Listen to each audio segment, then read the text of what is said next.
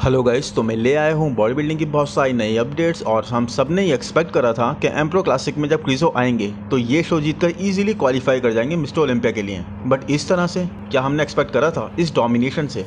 क्योंकि guys he was looking incredible. Mister Olympia से या फिर अपनी किसी भी पास्ट की अपीयरेंस से किसी भी फेडरेशन में Krizo was way better. Krizo crazy level पर पील थे, सुपीरियरली कंडीशन थे और जो राउंडनेस और बबलीनेस क्रिजो के मसल्स में आ रही थी वो एक बहुत ही एक्सेप्शनल थी। आई मीन इतने ज्यादा क्रेजी पील्ड और कंडीशन होने पर भी क्रिजो फ्लैट साइड पर नहीं थे, बल्कि इनके मसल्स पूरी तरह से फुल थे। और ये एक बहुत ही अच्छा लाइनअप था गाइस, ऐसा नहीं था कि बहुत ही वीक लाइनअप था, बहुत अच्छा कंपेटिटिव लाइनअप था ये। आई मीन यहाँ पर एंड्रिया प्रेस्टी, रोमन फिट्ज भी कम्पीट कर रहे थे और इसीलिए यहाँ पर क्रिजो की डोमिनेशन दिखी उनके इस क्रेजी साइज के साथ। और क्रिजो की जो स्किन क्वालिटी थी वो अगर आप देखोगे तो कितनी ज्यादा थिन है, कितनी ज्यादा फाइब्रस है। ये चीज इस वक्त पूरे मिस्टर ओलंपिया के लाइनअप में कोई भी नहीं लेकर आ रहा। बिल्कुल पतली स्किन गाइस, प्लास्टिक जैसी। वो क्लासिक का एथलीट है ना माइकल डबूल, यस बिल्कुल वैसी स्किन क्रिजो कैरी कर रहे थे। और साथ में बहुत ही ज्यादा थिकनेस इनके फ्रेम पर एडिट थी। आई मीन अगर आप बैक देखोगे तो जिसके बारे में पहले इन्हें क्रिटिसिज्म झेलना पड़ा था, जो पहले कितना लैग कर रही थी, उस पर आप क्रेजी सेपरेशन और डिटेल देखोगे इस बार। मतलब क्लियरली इस बार ऐसा नहीं था कि क्रिजो सिर्फ साइज से स्टैंड आउट कर रहे थे, नहीं, बल्कि he brought a lot to the stage. उनकी टैनिंग ऑन पॉइंट थी, उनकी टैनिंग इस बार बिल्कुल भी लैक नहीं कर रही थी। इस बार पोजेस भी वो अच्छे लंबे टाइम तक होल्ड कर रहे थे।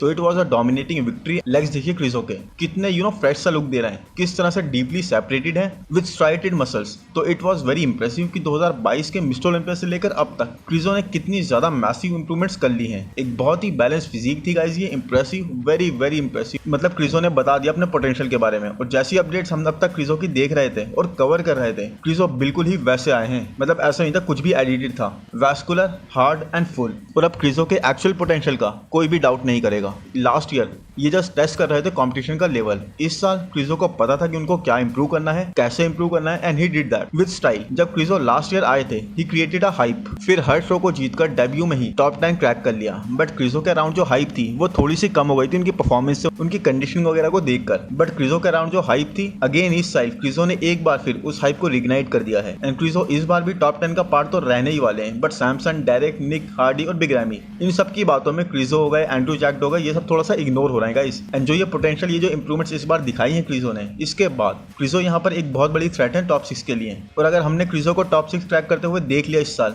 तो इस पर कोई बिल्कुल सरप्राइज होने वाली बात नहीं है जिस तरह की इंप्रूवमेंट्स ये करते जा रहे हैं। एनीवेज 5th पर यहाँ पर प्लेस हुए guys Roman Fitz. And Roman इस कंपेटिटिव लाइनअप पर एक्सपेक्टेशन से काफी ज्यादा अच्छे आए थे। इन्होंने शो से पहले बताया भी था कि उन्होंने अपनी पोजिंग में कुछ चेंजेस करे थे शो से पहले, ताकि वो थोड़ी इंप्रूव लगे। एंड दैट डिड पे। बस एक साइज में दूसरे कंपेटिटर्स के comparatively Roman was looking a bit small. थोड़ा उनको मसल मास अपने फ्रेम पर और ऐड करना पड़ेगा। बट इसके अलावा गाइस ऐसी कोई भी चीज नहीं थी जो रोमन को होल्ड बैक कर रही थी। 4th पर प्लेस कराए यहाँ पर एक 21 ईयर ओल्ड बॉडी बिल्डर ने, जिसने इस शो से अपना डेब्यू करा है। उनका नाम है होसे मैनुअल। और अपने डेब्यू के हिसाब से होसे ने एक स्टेटमेंट बना दिया है। जो कैलिबर उन्होंने प्रेजेंट करा है यहाँ पर, ये बैक से बहुत ही ज्यादा वाइड थे और इनका चेस्ट इनका बेस्ट बॉडी पार्ट था। इस chest was really round and full. साथ ही कंडीशनिंग का मार्क भी होसे ने पूरी तरह से हिट करा है गाइस। लेग्स में भी होसे साइज लैक नहीं कर रहे थे। और होसे डेफिनेटली एक ऐसे बॉडी बिल्डर हैं जो आने वाले टाइम में एक बड़ा नाम हो सकते हैं। बिकॉज फर्स्ट शो से ही ऐसी परफॉर्मेंस और स्पेशली ऐसा कॉन्फिडेंस शो करना, ऐसी बॉडी लैंग्वेज ये प्रेजेंट कर रहे थे कि दैट वाज अमेजिंग। 21 साल के हिसाब से होसे बहुत ज्यादा इंप्रेसिव थे, स्पेशली जितना मसल मास वो कैरी कर रहे थे। जैसा मैंने बताया गाइस, इनकी बैक एक वाइड साइड पर थी और काफी थिक थी।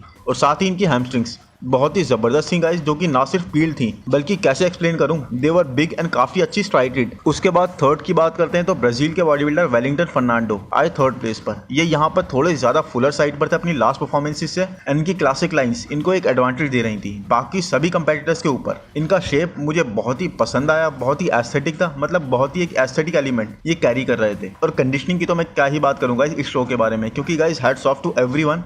हर किसी की फिजिक, एटलीस्ट जो भी टॉप 5 में थे, बहुत ही ज्यादा कंडीशन, बहुत ही ज्यादा स्ट्राइटेड साइड पर थी। आप कंडीशनिंग में किसी को भी क्वेश्चन नहीं कर सकते यहाँ पर। तो कांग्रेचुलेशंस टू वेलिंगटन फर्नांडो की एक और टॉप 5 फिनिश कर दी है उन्होंने। एंड गाइस ये सारे ऐसे एथलीट्स हैं जिनके पास अभी कई साल बचे हैं कम्पीट करने के, बहुत न्यू है, बहुत फ्रेश इनके करियर्स हैं। तो ये एक बहुत ही जल्दी सब नए लाइनअप का पार्ट बनने वाले हैं, क्योंकि हर एक नए शो के साथ ये लोग ग्रूम होते जा रहे हैं, इंप्रेसिव होते जा रहे हैं एंड एक्सपीरियंस गेन करते जा रहे हैं। 2nd पर यहाँ पर आए एंड्रिया प्रेस्टी, जो इस बार और भी साइज ऐड करके आए आए थे अपने फेम पर और उनकी कंडीशनिंग ने इस बार भी डिसअपॉइंट नहीं करा। और अगर क्रिजो नहीं होते गाइस तो ये शो एंड्रिया प्रेस्टी का था। इवन दो एंड्रिया के लेग्स इंप्रूव थे, बट अभी भी गाइस उनका एक छोटा सा वीक पॉइंट उनके लेग्स ही हैं। उनका एक लेग स्लाइटली स्मॉलर लगता है compare to the other leg, और इनकी फ्रीकिश अपर बॉडी के मुकाबले आई फील एंड्रिया को लोअर बॉडी में थोड़ा और मास ऐड करना होगा। इनके साथ भी किसी हद तक वही सीन है गाइस जो ब्रैंडन करी के साथ देखा जा रहा है। ही लुक्स अमेजिंग, कोई भी इस चीज को क्वेश्चन नहीं करेगा, बट उनकी अपर बॉडी इतनी मैसिव हो चुकी है कि लोअर बॉडी उसके सामने थोड़ा सा लैग करती हुई लगती है। और एंड्रिया के पास तो हाइट भी है with a wider upper body, wider frame, इसीलिए